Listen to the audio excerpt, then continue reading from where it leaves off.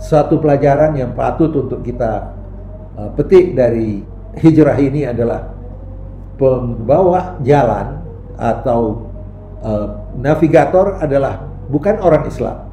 Jadi sebenarnya kita bisa saja bekerja sama dengan non-Muslim selama kita bersama-sama mempunyai tujuan mulia yang sama. Podcast Alwi Shihab.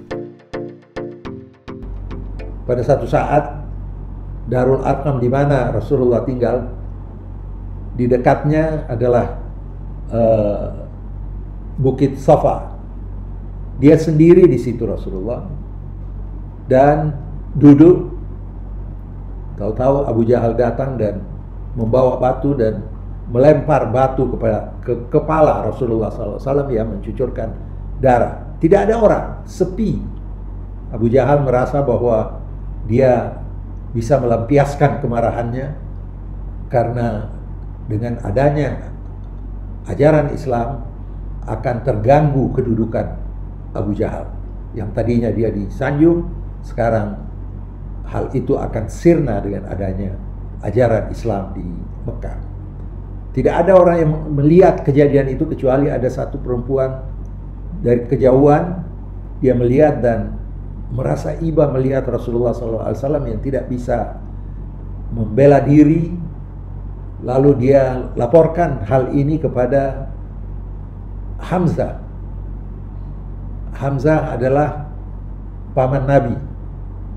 Sayyidina Hamzah paman Nabi, dan dikenal juga seorang tokoh dan keras yang disegani. Kurang lebih sama dengan ketokohan Sayyidina Umar ibn Khattab. Perempuan ini datang ke Hamzah, dia katakan bahwa Hamzah, keponakan kamu dianiaya oleh Abu Jahal, oleh Abu Hakam. Dan saya melihat karena tidak ada orang yang berada di sampingnya. Hamzah merasa, walaupun Hamzah belum masuk Islam pada waktu itu, tetapi tidak bisa melihat seorang semena-mena terhadap keponakannya. Hamzah adalah saudara dari ayah Rasulullah SAW. Hamzah datang membawa tongkat dan mencari di mana Abu Jahal. Pada akhirnya Abu Jahal didapati di daerah Ka'bah dan dia datangi dan dia katakan, kamu menganiaya keponakan saya. Ini balasannya, dan dia memukul Abu Jahal dan keluar darah sama halnya dengan kejadian yang tertimpa kepada Rasulullah SAW. Hamzah mengatakan bahwa jangan semena-mena dengan keluarga kami. Dari waktu itu Hamzah merasa bahwa tadinya dia berada di kelompok yang tidak percaya kepada Nabi. Dia merasa bahwa dia ingin untuk mendengar lebih dalam lagi dari Nabi tentang Islam. Maka dia datang ke Rasulullah karena dia sudah merasa tidak bisa bersama dengan Abu Jahal sebagai tokoh anti Muhammad. Dia datang ke Rasulullah dan Rasulullah berdialog dengan Hamzah dan akhirnya Hamzah menyatakan dia masuk Islam. Begitu penganiayaan yang diderita oleh Rasulullah SAW.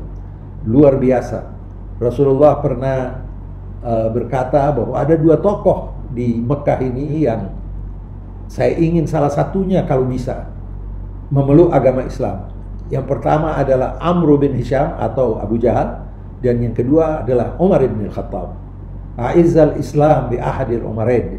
Ya Allah, muliakan Islam ini oleh salah seorang Umar, satu Amr bin Hisham dan yang satu Umar bin Khattab. Dan ternyata Umar bin Khattab pada tahun ke-6 mengikuti Rasulullah SAW sampai akhir hayatnya. Kita melihat bahwa pengorbanan Rasulullah sebelum hijrah luar biasa. Tapi Rasulullah sangat sabar dan tabah dan berusaha untuk melakukan planning kapan waktunya dia berhijrah. Setelah penganiayaan yang luar biasa, embargo terhadap keluarga Rasulullah dan juga kepada pengikut-pengikutnya, tidak ada transaksi dagang yang diperkenankan dengan pengikut Rasulullah. Bahkan perkawinan tidak diperbolehkan antara kelompok Mekah dengan pengikut Rasulullah SAW. Sehingga Abu Jahal dan Abu Lahab, keduanya tokoh yang sangat memusuhi Rasulullah SAW. Ada satu hal yang ingin saya sampaikan dalam rangka hijrah. Rasulullah pada malam meninggalkan Mekah, beliau sudah mengetahui bahwa kelompok Quraisy telah melakukan konspirasi untuk membunuh beliau. Dari setiap suku yang ada di Mekah diperintahkan untuk mengirimkan anak muda yang kuat, yang bersama-sama akan mengepung rumah Rasulullah dan membunuh Rasulullah di rumahnya. Pada malam itu Rasulullah diperintahkan untuk hijrah dan beliau dari rumahnya langsung ke rumah Abu Bakar As-Siddiq, sahabat Nabi, untuk bersama-sama pergi ke Gua Thor selama 3 hari di sana dan selanjutnya berangkat ke Madinah. Pada malam itu Rasulullah memerintahkan Sayyidina Ali bin Abi Thalib untuk berada di kasur beliau untuk mengelabui mereka yang sudah mengepung di luar, sebanyak 10 pemuda-pemuda, dan mengelabui seakan-akan Rasulullah masih ada di dalam. Maka pada saat mereka mau membunuh, dia tidak mendapatkan Rasulullah ada di dalam. Rasulullah SAW dapat keluar, dan menurut riwayat bahwa Allah menjadikan 10 orang itu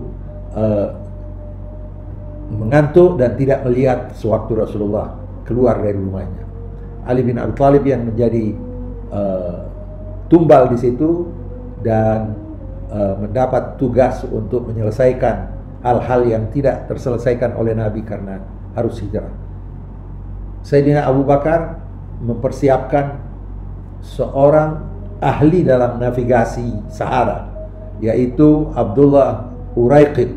Abdullah Uraiqid ini bukan pengikut Nabi, tapi dia dikenal sebagai ahli dalam navigasi yang bisa membawa Nabi dan Sayyidina Abu Bakar ke Madinah. Satu pelajaran yang patut untuk kita petik dari hijrah ini adalah pembawa jalan atau navigator adalah bukan orang Islam. Jadi sebenarnya kita bisa saja bekerja sama dengan non-Muslim selama kita bersama-sama mempunyai tujuan mulia yang sama. Abdullah Uraiqid pada waktu itu tidak ikut-ikut di dalam masalah kenabian Nabi dan kerasulannya. Dia tetap dengan agamanya, tetapi dalam perjalanan Abdullah Uraiqid dapat melihat bagaimana Rasulullah memperlakukan dia, bagaimana akhlak Rasulullah, dan pada akhirnya setelah sampai ke Madinah dan beberapa saat kemudian Abdullah Uraiqid juga menjadi pengikut Nabi. Banyak hal yang kita dapat petik dari hijrah Rasulullah SAW. Pada kesempatan yang akan datang, insya Allah kita bisa berbicara tentang hal-hal yang bermanfaat bagi kita semua. Wassalamualaikum warahmatullahi wabarakatuh.